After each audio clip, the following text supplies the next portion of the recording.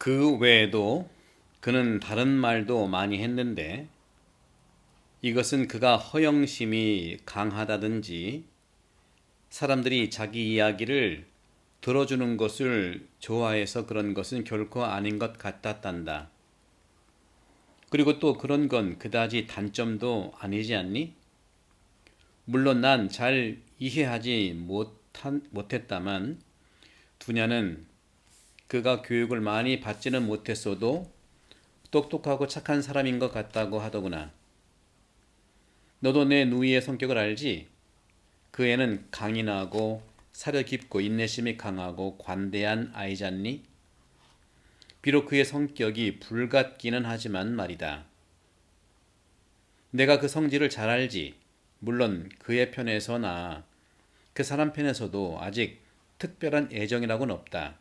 하지만 두냐는 똑똑한 아가씨일 뿐 아니라 또 천사처럼 고결한 아이니까 남편의 행복을 가꾸는 것을 자기 의무로 생각할 거다. 그러면 또 그쪽에서도 자연히 그 애의 행복에 대해서 배려하지 않겠니? 그리고 모든 일이 너무 빨리 진행되긴 했지만 우리는 두냐의 행복에 대해 의심할 만한 큰 이유를 발견하지 못했단다. 게다가 그는 아주 분별 있는 사람이니까 두냐가 그와 결혼해서 행복해지면 행복해질수록 그 자신의 결혼 생활도 더 행복해질 거라는 사실을 알게 되겠지. 성격상의 결함이라든가 습관의 차이라든가 사소한 의견 대립이라든가 하는 점들에 대해서는 이런 점들은 가장 행복한 부부들이라도 피할 수 없는 일이란다. 이런 점들에 대해서는 두냐는 자신 있다고 내게 말하더구나. 어떤 일로 걱정할 것은 전혀 없고 그 아이는 만일 결혼 후의 관계가 정직하고 공정하리라는 조건만 보장된다면 모든 것을 참아낼 수 있다고 하더구냐. 처음에 그 사람은 내가 보기에 조금은 무례한 사람 같아 보였단다. 하지만 이것도 그가 고지식하기 때문에 그런 생각이 든 걸 거야. 틀림없이 그래서 그런 걸 거야. 예를 들면 그가 우리에게서 결혼 동의를 얻고 난 다음 두 번째로 방문했을 때 이야기를 나누다가 자기는 아직 두냐를 알기 전부터 정직하지만 지참금이 없고 또 반드시 곤궁함을 겪은 아가씨를 아내로 맞아들이려고 했다고 하더구나. 그가 설명하기로 그러면 남편은 조금 더 아내에게 빚진 일이 없게 되고 또 아내가 남편을 자신의 은인으로 생각하게 되면 될수록 더 좋은 일이 아니겠냐고 하면서 말이다. 내가 여기 쓴 것보다 훨씬 부드럽고 상냥하게 표현했다만 내가 그 표현을 잊어버리고 그 생각만을 기억하고 있다는 점을 덧붙여야겠구나. 게다가 그는 이 말을 결코 고의로 한 것이 아니라 분명 이야기에 열중하다가 그만 실수로 발설했던 것 같아. 그래서 금방 말을 부드럽게 고치려고 노력도 하더구나. 하지만 내게는 여전히 조금은 무례한 말인 것 같아서 나중에 두냐에게 말했단다. 그런데 두냐는 퉁명스레 말이 곧 행동인 것은 아니지 않느냐고 되묻더구나. 두냐의 말이 맞기도 하지. 결정을 내리기 전에 두냐는 밤새 잠을 이루지 못했단다. 그 아이는 내가 잠든 줄 알고 침대에서 일어나 방 안을 서성거리다가 마침내 성상 앞에 무릎을 꿇고 오랫동안 뜨겁게 기도를 드리더구나. 그리고 아침이 되자 그 애는 결단을 내렸다고 내게 말했단다. 표도로 페트로비치가 곧 페테르부르크로 떠날 거라는 말을 내게 했지. 그곳에서 중요한 일이 있어서 거기에 공공변호사 사무소를 열고 싶어 한단다. 오래전부터 이미 여러 배상 사건과 민사소송을 맡아 일을 하고 있는데 얼마 전에는 큰 소송에서 이겼다고 하더라. 이번에는 원로원에서 중대한 일이 있어서 빼빼로부르고로 가야 한다고 하더구나. 여기서 이제 원로원이라고 하는 데는요, 표도로 대제 시대에 행정사법 재정을 감독하는 기구로요. 1810년대에는 그 기능이 축소되었는데 다음에 1864년부터는 최고의 사법기구가 된 것입니다. 이번에는 원로원에서 중대한 일이 있어 빼째르부르크로 가야 한다고 하더구나. 그러니까 사랑스러운 로자야, 그는 어쩌면 아니 어디로 보나 너한테 도움이 될 사람이란다. 나와 두냐는 내가 오늘부터 장래의 경력을 쌓기 시작했고 또 내 운명은 이미 확실히 결정된 것이나 다름없다고 생각하고 있단다. 만일 이 모든 일이 실현되기만 한다면 말이다. 그러면 얼마나 좋을까? 이건 너무나 유리한 결혼이라서 하느님이 우리에게 보내신 은총으로 밖에는 생각되지 않는구나. 두냐는 그것만 꿈꾸고 있단다. 우리는 벌써 베토로비치에게 이 문제에 대해서 몇 마디 운을 떼어 보았단다. 그는 신중하게 말하더구나. 그도 비서 없이는 일을 할 수 없는 노릇이고, 그리고 만일 내가 그 일을 해낼 수 있다면 어떻게 내게 그런 능력이 없을 수 있겠니? 생판 모르는 사람보다는 인척에게 봉급을 주는 편이 낫다고 말이다. 그리고 대학에서 공부하느라 바빠서 자기 사무소에서 일할 틈이 있을지 모르겠다고 하더라. 이번에는 이 정도로만 얘기해 두었다만 두냐는 지금 이것 외에는 아무것도 생각하지 않는단다. 그 아이는 벌써 며칠째 이 일에만 열중해서 앞으로 내가 베토로비치의 소송 사건에서 그의 친구요 동료가 될 완벽한 계획을 세우고 있단다. 더구나 넌 법학부에 다니고 있으니 말이다. 로자, 난 그의 의견에 전적으로 찬성할 뿐더러 그의 계획과 소망을 공유하고 있단다. 그리고 꼭 그렇게 될 것도 같구나. 지금 베토로비치는 확실한 대답을 회피하고 있다만 그 사람이 아직 너를 잘 모르니까 그럴 만도 하겠지. 그래도 두냐는 자기가 미래의 남편을 잘 설득해서 모든 것을 얻어낼 수 있을 거라고 확신하고 있단다. 이 점을 그 애는 확실히 믿고 있어. 물론 우리는 앞으로의 소망에 대해 조금 더, 특히 너를 그의 동료로 만들려는 생각에 대해서는 실수로라도 베토로비치에게 내비치지 않으려고 조심하고 있단다. 그가 사물을 긍정적으로 보는 사람이기는 하지만 그래도 이 모든 일이 말도 안 되는 꿈 같은 얘기라고 생각하고 아주 매정하게 끊을 수도 있는 일이지 않니? 또 나와 두냐는 네가 대학을 다닐 동안 그가 조금이라도 내게 재정적인 도움을 주었으면 하는 바람에 대해서도 일체 입 밖에 낸 적이 없단다. 왜냐하면 첫째로 때가 되면 자연스럽게 그렇게 될 것이고 아마도 그 사람 편에서 먼저 군말 없이 두냐에게 제안할지도 모르니까. 굳이 말할 필요도 없는 일이 아니겠니? 어떻게 그가 두냐를 거절할 수 있겠느냐? 그렇게 되면 빠른 시일 안에 내가 사무실에서 그의 오른팔이 될 수 있을 테고 그의 도움을 자선이 아닌 내 일에 대한 보수의 차원에서 받을 수 있게 되지 않겠니? 두냐는 이렇게 일이 풀려가길 바라고 나도 같은 생각이란다. 둘째로 우리가 그 사람에게 말을 하지 않은 이유는 특히 앞으로 있을 그와의 만남에서 내가 그와 동등한 위치에 서 있게 되기를 바랐기 때문이란다. 두냐가 그에게 열정적으로 내 얘기를 했을 때 그는 누군가를 제대로 알기 위해서는 상대방을 직접 만나 봐야 하므로 너와 인사를 나누고 난 다음 너에 대한 견해를 가질 수 있을 것 같다고 대답했단다.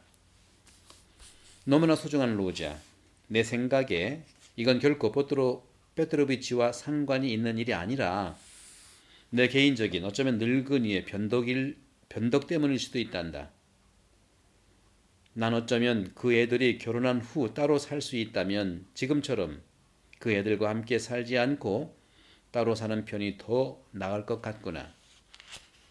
난 그가 아주 점잖고 상냥한 사람이라서 기꺼이 나한테 같이 살면서 더 이상 딸과 헤어져 있지 말라고 말할 것이 분명하다고 믿고 있고, 또 그 사람이 아직까지 말하지 않은 것은 물론 말하지 않고서도 그렇게 되는 것이 당연하기 때문이라고 생각한다만, 그래도 난 거절할 생각이다. 이제껏 살면서 난 장모가 사위에게 그렇게 편안한 존재가 아니라는 사실을 많이 봐왔고, 내가 누군가에게 조금이라도 짐이 되는 것도 정말 원하지 않을 뿐더러 나 자신도 아주 자유롭게 살고 싶어서 그렇단다. 또 내게 먹을 빵이 있고 또 너나 두냐와 같은 자식이 있는데 더 이상 바랄 것이 뭐가 있겠니? 만일 가능하다면 너희들 둘 곁으로 이사할 계획이다. 그리고 로지야, 가장 즐거운 소식을 편지의 마지막에 전하려고 참고 있었단다. 그래, 사랑하는 내 아들아. 어쩌면 우리는 아주 빠른 시일 안에 다시 함께 모일 수 있을 것 같구나. 거의 3년 동안이나 떨어져 지내다가 이제야 셋이 서로를 다시 끌어안을 수 있게 된 거야. 정확히 언제인지는 모르겠다만 나와 두냐가 어쨌든 아주 빠른 시일 안에 베체르부르크로 떠난다는 것은 이미 결정된 사항이란다. 어쩌면 일주일 후일 수도 있겠다. 모든 것은 뾰토르 페트로비치에게 달렸는데 그가 베체르부르크에 가서 상황을 보고 우리에게 연락을 하는 대로 떠날 계획이란다.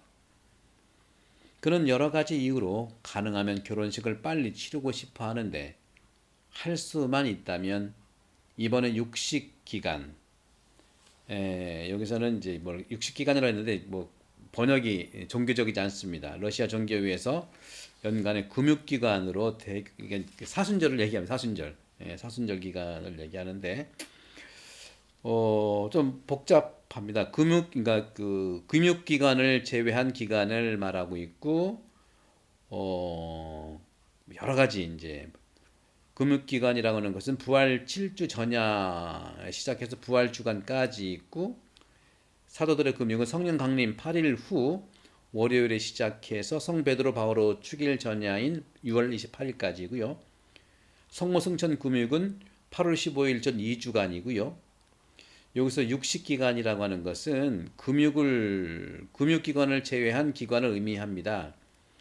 이 작품의 시간적 배경이 7월 초이기 때문에 아마도 라스콜니코프의 어머니가 말하는 육식기간이란 사도들의 금육 이후에 시작되어서 성모 승천 금육기간이 되기 전의 기간, 6월 29일부터 7월 30일을 의미한다고 볼 수 있겠습니다. 사순절은 우리 가톨릭에서 제2수요일부터 부활 직전 성주간 직전까지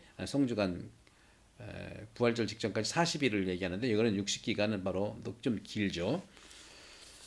이번에 육식기간이어도 좋고 만일 그때까지 준비가 안 되면 성모 마리아 승천 축일 8월 15일 똑같습니다. 우리나 그쪽이나 직후에라도 결혼식을 올리고 싶어 한단다. 오, 너를 내 가슴에 안게 되면 난 얼마나 행복할까. 두냐는 온통 너와 만난다는 기쁨에 젖어 한 번은 농담 삼아 이것 하나 때문만으로도 뾰토르 페드로비치와 결혼하겠다고 말한 적도 있단다. 그 애는 천사란다. 그 애는 지금 내게 아무 말도 쓸 수 없다고 하는구나. 너와 할 말이 너무 많아서 단 몇 줄로는 다 쓸 수가 없기 때문에 속만 상할 거라며 지금은 펜을 들 수 없다는구나. 대신 자기의 사랑과 수없는 키스를 보낸다고 하는구나. 어쩌면 아주 빠른 시일 안에 얼굴을 마주 대할 수 있을지도 모르겠다만 그래도 내게 며칠 내로 가능한 많은 돈을 보내려 한다. 두냐가 뾰토르 페트로비치에게 시집간다는 것을 모든 사람들이 알고 있는 지금 갑자기 나에 대한 신용이 좋아져서 아파나시 이바노비치 씨도 이제는 나를 믿고 연금을 담보로 70루블도 구워줄 것 같단다. 그럼 내게 어쩌면 25루블 아니 30루블도 보낼 수 있을 것 같구나. 더 보냈으면 좋겠다만 여행 경비 때문에 그렇단다. 뾰토르 페트로비치가 고맙게도 수도로 가는 여행 경비의 일부를 자기가 책임지고 또 우리의 짐과 큰 짐 괴짝을 자기 비용을 들여 옮기겠다고 자진해서 말했지만 어떻게 아는 사람이 있는 모양이더라. 그래도 돈 한 푼 없이 빼찌르부르크에 갈 수는 없는 일이고 도착하자마자 첫 며칠은 살아갈 요량을 해야 하니까 말이다. 하지만 나와 두냐는 벌써 모든 것을 정확하게 계산해 두었단다.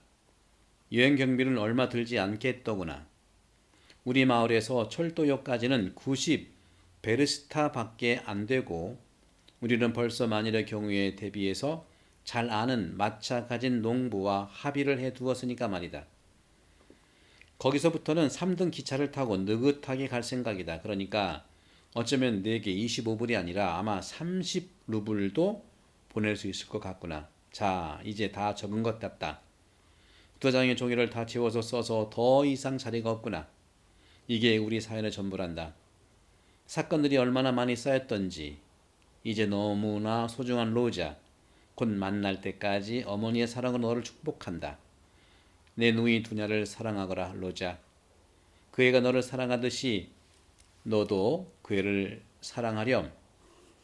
그 애는 자기보다 너를 더 지극히 사랑한단다. 그 애는 천사란다. 그리고 로자야, 너는 우리의 전부이자 우리의 유일한 희망이며 기쁨이란다. 내가 행복하게만 하다면 우리도 행복하단다. 로자, 예전처럼 하느님께 기도는 하고 있니? 창조주와 우리 구세주의 은혜를 믿고 있니? 난 마음속으로 혹 요즘에 유행하는 무신론이 내 가슴에 자리 잡을까 봐 두렵구나. 만일 그렇다면 내가 너를 위해서 기도하마. 돌이켜 생각해 보렴. 사랑스러운 아들아, 아직 내가 어리고 내 아버지도 살아 계셨을 때 내가 내 무릎에 앉아서 쫑알쫑알 기도하던 그때, 그 시절에 우리 모두가 얼마나 행복했었는지 말이다. 잘 있거라. 아니, 곧 만나자꾸나 라고 인사하는 게 더 낫겠다. 너를 꼭 껴안고 수없이 입맞춤한다. 죽는 날까지 변함없는 너의 어미 뿔헤리아 라스콜리니코바. 네, 오늘은 여기까지. 지난번 이번 다 합쳐서 엄마 뿔헤리아 라스콜리나 콜로니코바가 아들 로자, 즉 라스콜리니코프 남자 주인공이죠. 에게 보낸 편지를 2번에 걸쳐서 이제 읽었죠. 7회, 8회에서 읽었는데 중간중간에 성서를 자기 가족한테 편지에 적용해서 성서적 이런 내용들을 많이 이렇게 소개하고 있네요. 여기 있는 것처럼 두냐는 똑똑한 아가씨일 뿐만 아니라 천사처럼 고결한 아이, 남편의 행복을 가꾸는 것을 자기 의무로 생각할 거다. 결혼하면 보통 자기 사랑을 받고자 하는데 남편의 행복을 가꾸는 걸 의무로 한다고 하잖아요. 두냐가. 또 성격상의 결함, 습관, 차이 이런 것들이 사소한 의견 대립이 있는데 이런 것들은 행복한 부부들도 피할 수 없는 거라는 얘기를 하고 있죠. 칼로 물베기라고 하지 않습니까? 부부싸움은. 그래서 결혼 후에도 정직, 공정 이런 조건만 보장된다면 모든 걸 참아낼 수 있대요. 정직과 공정, 있는 그대로를 얘기하는 것이죠. 그리고 특별히 성상 앞에 무릎을 꿇고 오랫동안 기도를 드렸대요. 두냐가 결정하기 전에 결혼을 할 것이냐 마냐. 예수님도 모든 결정을 하기 전에, 중요한 결정하기 전에 기도했지 않습니까? 제자를 뽑기 전에 또 여러 가지 이런 일에서 결단 내렸다고 하죠. 이렇게 이제 하느님이 우리에게 보내신 은총으로밖에 생각하지 않는다. 결혼이라는 것이 이런 말들. 그러니까 많은 것들 또 내 누이 두냐를 사랑하거라 이렇게 그 애가 너를 사랑하듯이 그렇죠? 예, 너를 더 지극히 사랑한단다. 그 애는 자기보다 너를 더 지극히 사랑한단다. 또 하느님이 나를 사랑하신 것처럼 나도 너희들을 사랑한다. 이 요한복음에 나와 있는. 그래서 이 도스토옙스키는 요한복음을 특히 이 죄와 버릇에 많이 읽어줍니다.